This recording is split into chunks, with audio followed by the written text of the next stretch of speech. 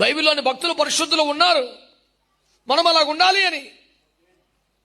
That is the benchmark for us. We need to grow up to that standard.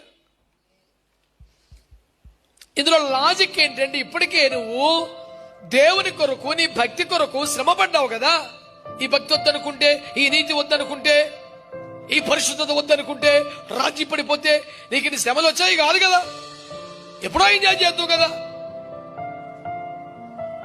Enjoyment కంటే దేవుని చిత్తం ముఖ్యం అనుకున్నావు, దేవుని ఏర్పాటు ముఖ్యం అనుకున్నావు, ఆత్మ నడిపింపక అప్పగించుకున్నావు, ఉపదేశ క్రమంలోకి వచ్చావు, శరీర విషయంలో శ్రమ పడ్డావు.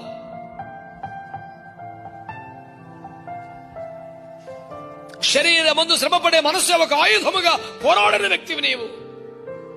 ఇలాంటి నీకు ఇక మిగిలిన కాలంలో మనుజాశలతో పనే ఉంది. అసలు ఆశలే ఉంటే ఇప్పుడు దాకా రావుగా, నువ్వు ఎక్కడి దాకా రావుగా. నువ్వు శ్రమానుభవంలో నలిగిన వాడివైతే, వెలిగిన వాడివైతే, పెరిగిన వాడివైతే, ఇక నీలో మనుజాశలు లేకుండా, పాపముతో ఇక జోలి లేకుండా,